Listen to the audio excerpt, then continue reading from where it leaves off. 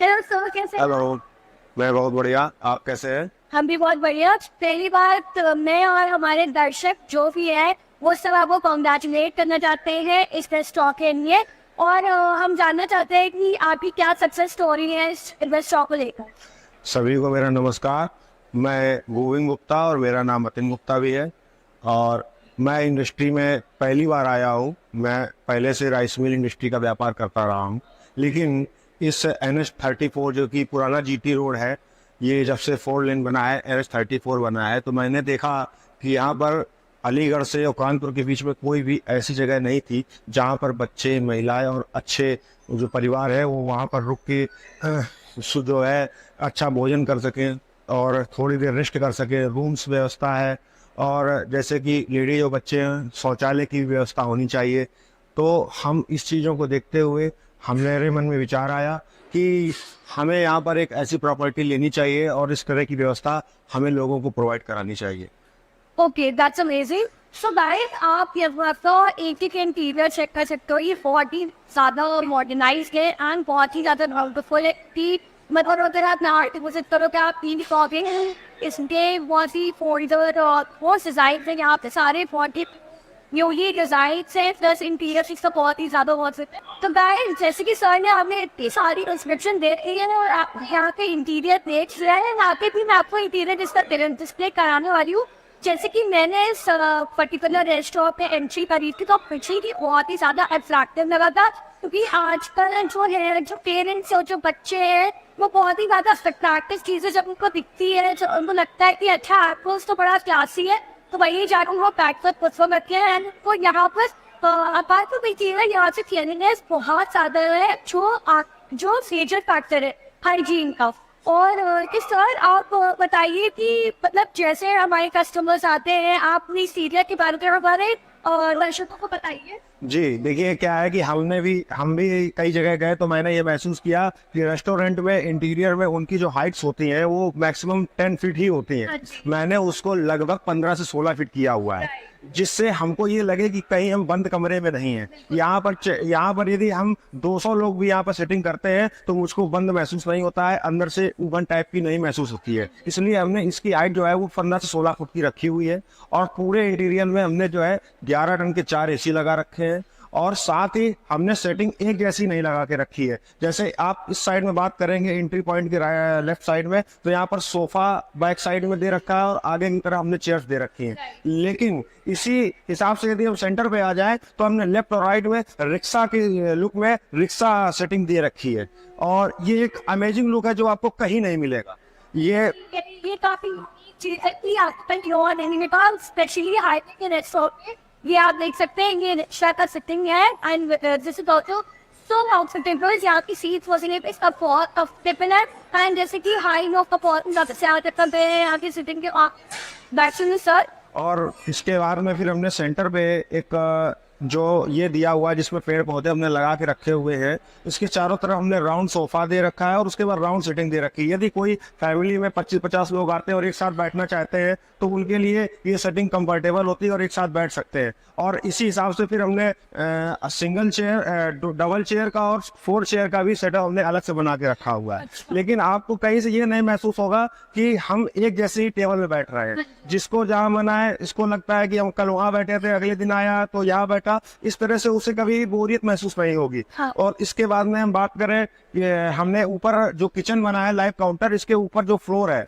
उसमें हमने measurement floor बनाया है। चलते हैं उसमें आपको देख। तो सर जैसे कि मैं यहाँ से देख सकती हूँ कि आपका यहाँ का भी बहुत ही प्यारा व्यू आ रहा है एंड डेफिनेटली आपका जो फर्स्ट फ्लोर है वो कि हमारे जो व्यूअर्स को बहुत ही ज्यादा अच्छा लगे। मैं इस बात से बड़े गौरवान्वित महसूस करता हूँ कि मैंने जो सोच रख के ये इंटीरियर दिया है, मैंने जो मेहनत करी है, इसमें मेरा बिल्कुल मैं सफल हुआ हूँ। अभी तक जितने भी कस्टमर आए हैं उन्होंने ये चीज नीचे से तो नहीं दिख रही थी उतने क्लियर, जब ऊपर आए तो उनको वाकई ये महसूस हुआ कि मुझे ऐसा लग रहा है कि मैं राजस्थान में हूँ।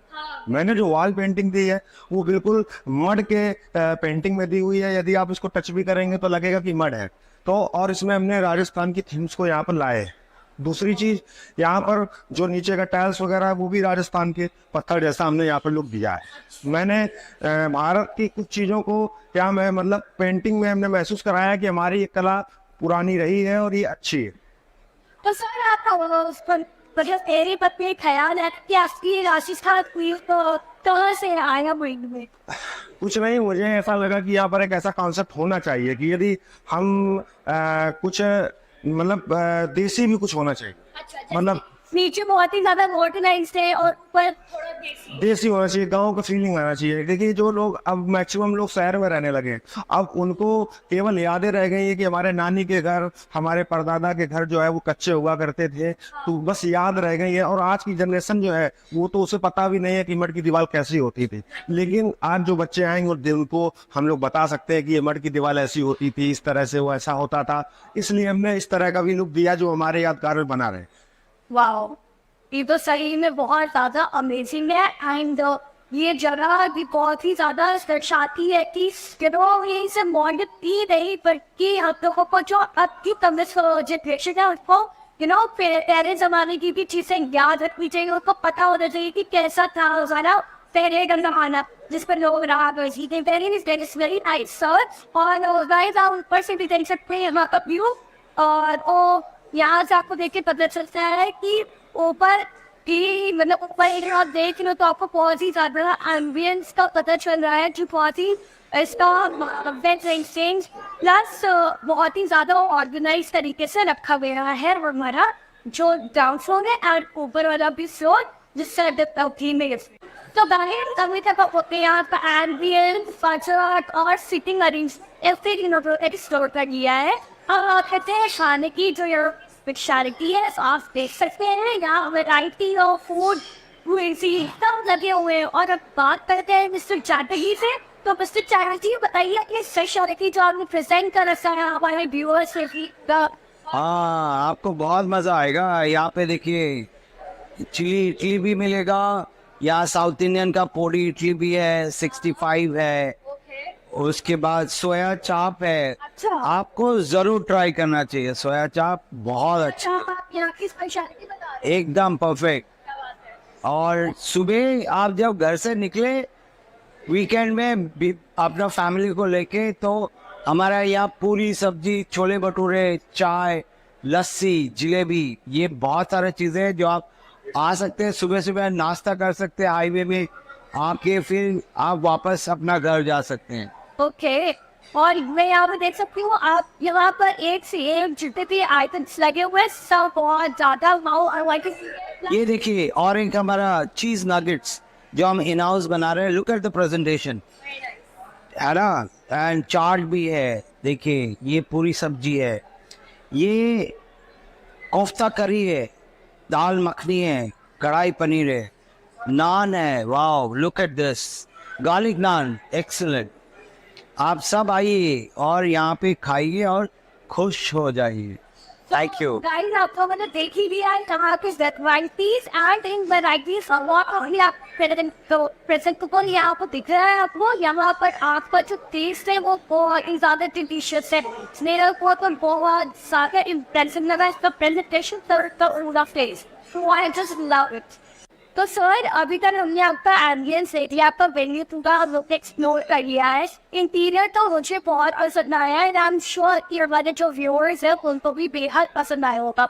अपार्ट फ्रॉम दिस मतलब मेरे बस एक थोड़ा सा छोटा सा क्वेश्चन है जो हमारे व्यूअर्स को बहुत ही ज्यादा बेचैन करता है, वो ये है कि कहीं ये रेस्टोरेंट, कहीं ये ढाबा ज्यादा एक्सपेंसिव, क्योंकि उनको रेट्स सबसे पहले व्यूअर्स को लगने आते हैं कि अरे ये तो बड़ा से बड़ा है, शायद ही महंगा हो। तो हम चाहते हैं कि आप थोड़ा रेट्स डिस्क्लोज करें हमारे व्यूअर्स को।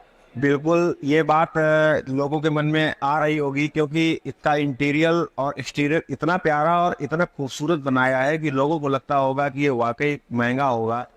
लेकिन हम बिल्कुल क्लियर कट कहना चाहते हैं कि हमारे यहाँ 9 रुपए से लेके 300 रुपए तक से ज़्यादा कोई भी चीज़ नहीं है। जैसे 2-4 चीज़ों के आइटम मैं गिनवा सकता हूँ, जैसे जो चाय है हमारे वो 9 रुपए की है, समोसा 9 रुपए का, रोटी 9 रुपए की है, और हमारे यहाँ जो दाल है वो 139 रुपए की है।